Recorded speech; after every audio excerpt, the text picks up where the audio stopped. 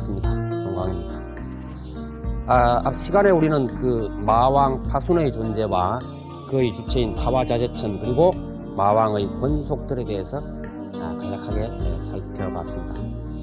그렇다면 이러한 마 혹은 마왕은 어떻게 우리에게 다가와서 수행을 방해하는 것이고 또 어떻게 그것을 항복받을 수 있는 것인가 하는 부분에 대해서 좀 우회적으로 살펴보도록 하겠습니다.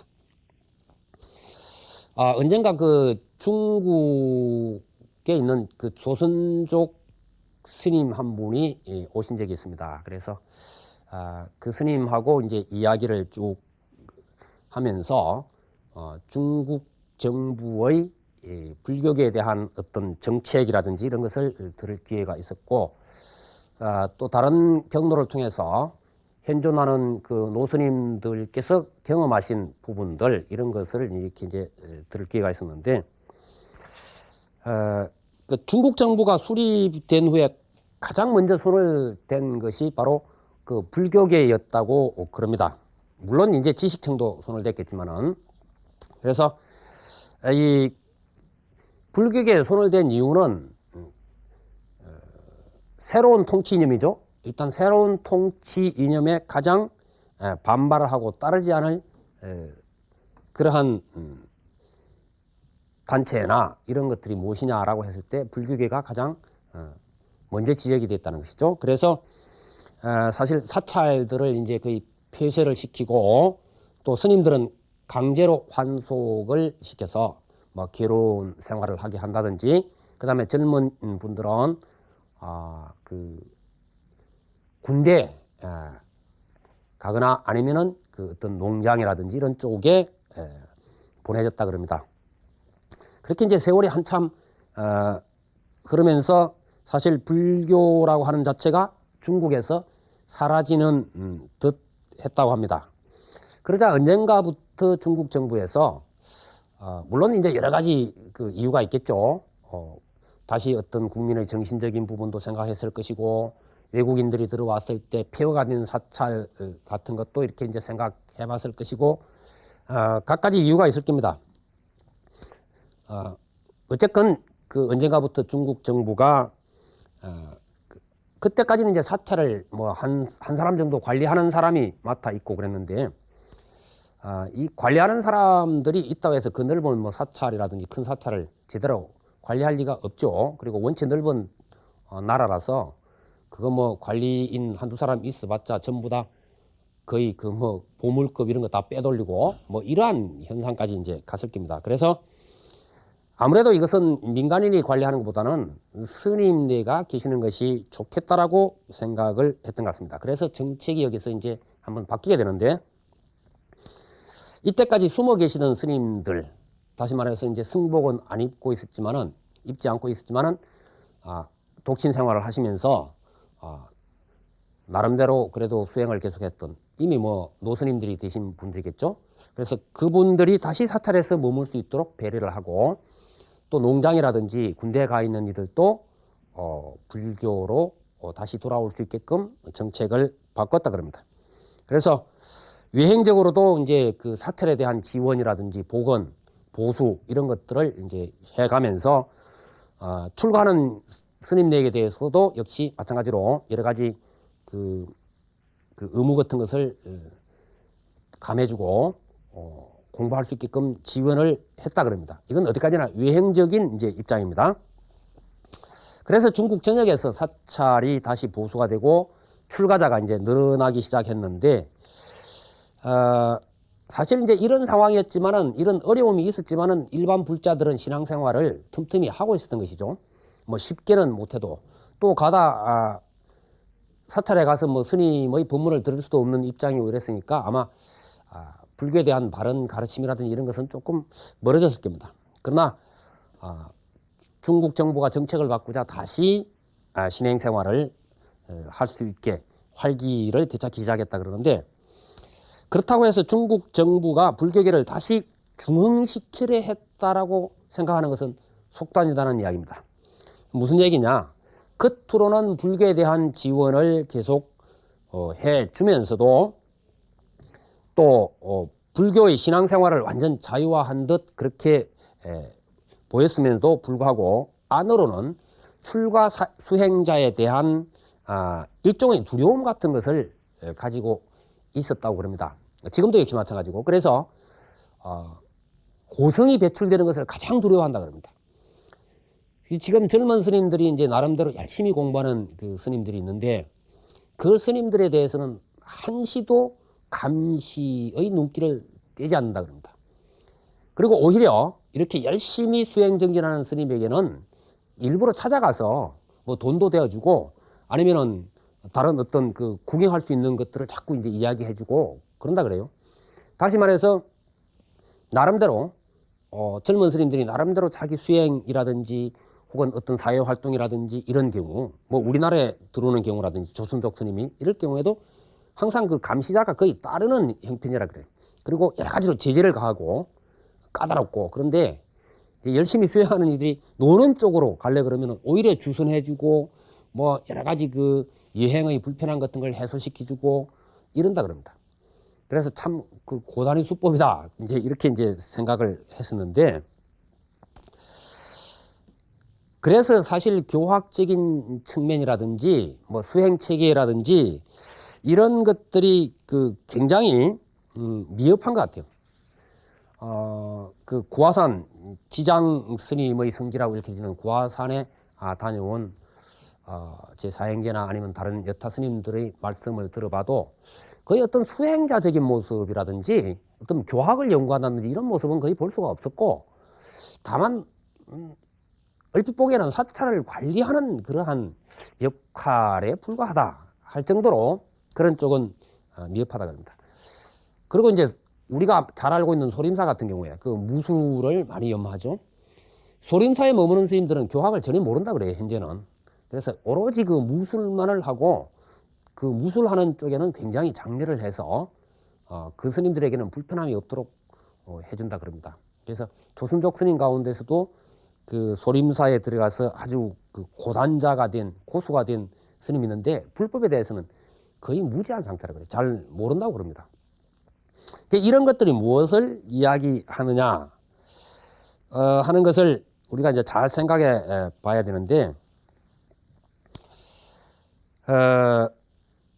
사실 숨은 고성들이 없는 건 아니랍니다. 숨은 고성들이 계시긴 하지만은 그 현재 여건상 그분들이 노스님들이 뭐 여러 제자들을 거느리고 공부를 가르칠 수 있다든지 후학을 양성한다든지 하기가 어렵고 또 뜻을 가진 젊은 스님들도 그 먼 거리에 뭐 이 거처가 정해지고 이런 여러 가지 그 악조건 속에서 그러한 고성을 찾아가서 공부한다는 사실도 또 그런 고성이 어디 계신지도 잘 모르고 이런 상황이라 그럽니다. 그래서 중국을 많이 이렇게 드나드신 분들의 이야기는 분명히 고성들이 계시는데 그분들이 거의 뭐 잘 알려져 있지 않은 상태라고 그럽니다. 그래서 이 교학이나 수행 체계 쪽에 있어서는 우리 한국 불교라든지 티베트 불교가 많은 지원을 하고 다시 역으로 이렇게 주는 역할을 해야 되지 않겠느냐 이런 이야기를 하는 것을 들었습니다.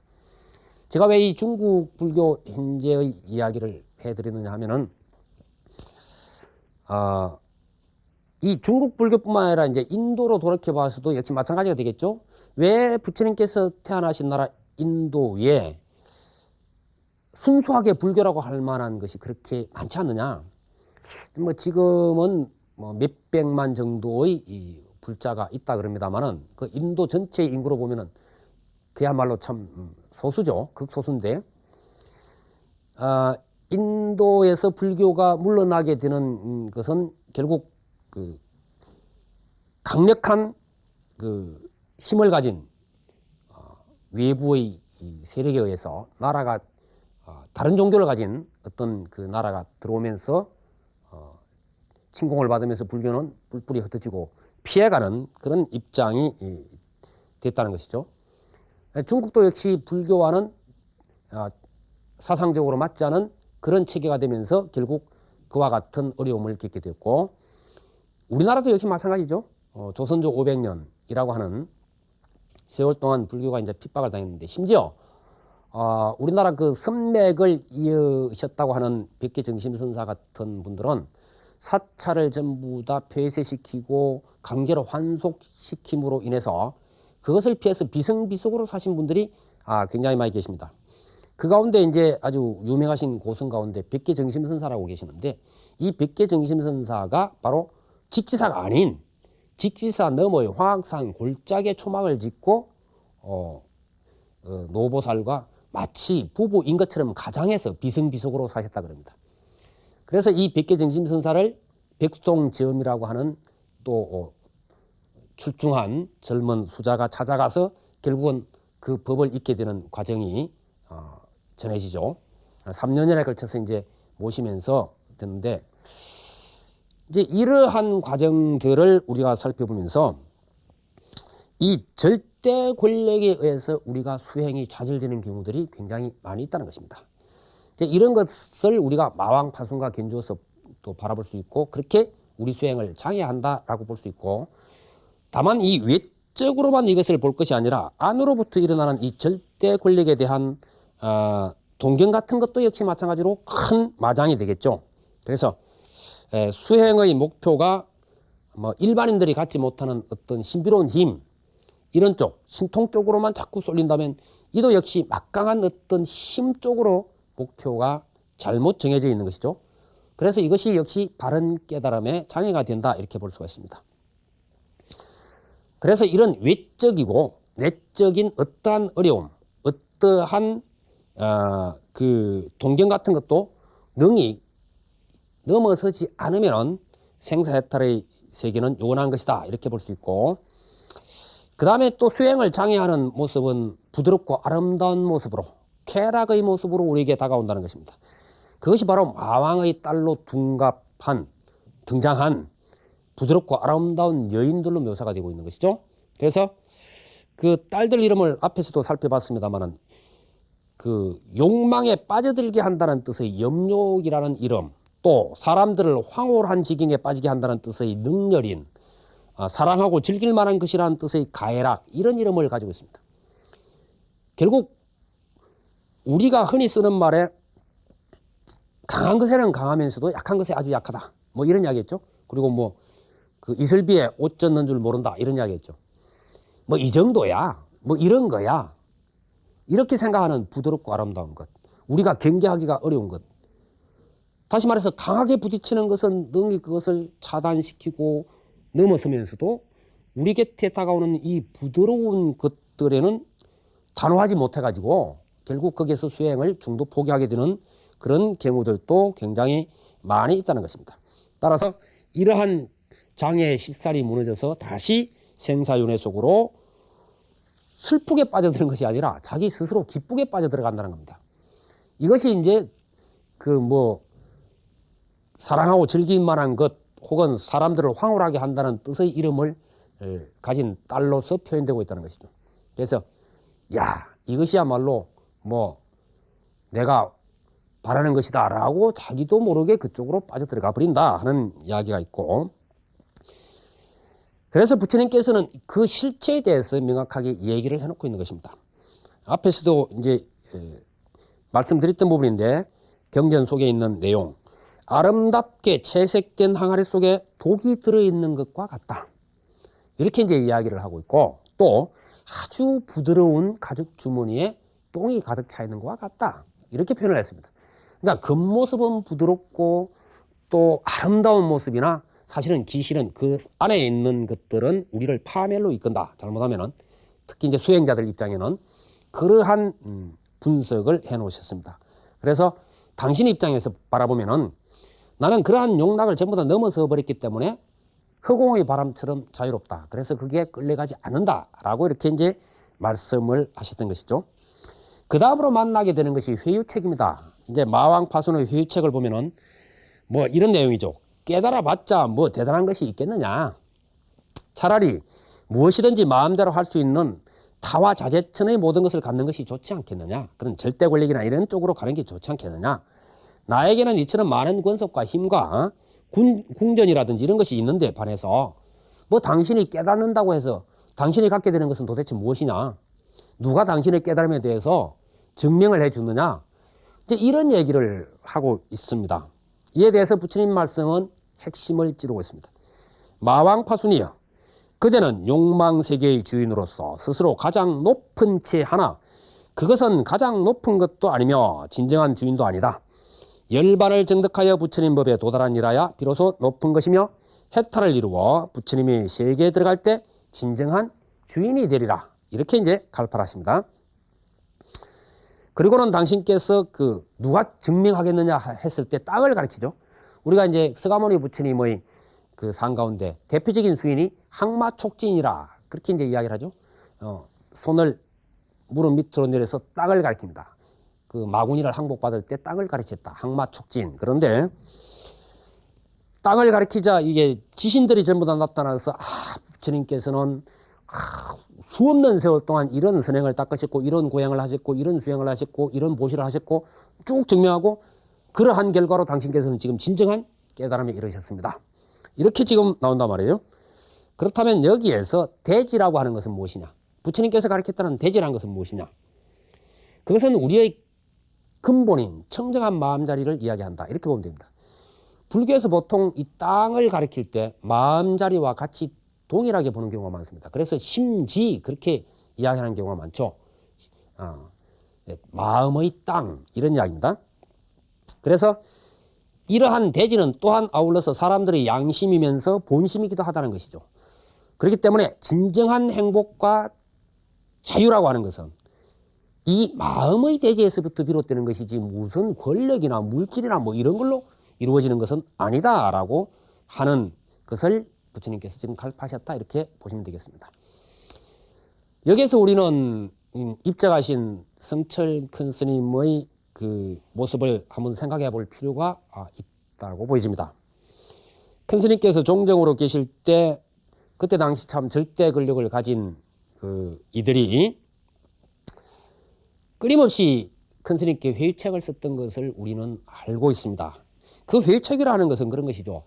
큰 스님을 모시고 싶습니다. 청와대로 수없이 초청하고 또 그렇게 오시게 하기 위해서 뭡니까? 국정자문위원이라든지 등등의 어떤 그러한 국가기관 속의 어떤 그 지위를 드림으로 해서 자꾸 이렇게 시중으로 나오시게 하려고 했던 것을 알 수 있습니다. 그러나 큰 스님께서는 단호히 거절하시고 그렇게 이름이 올려져 있을 때가 있었습니다. 그렇지만 당신께서 허락을 해서 올려진 게 아닙니다. 단호히 거절하셨던 거죠.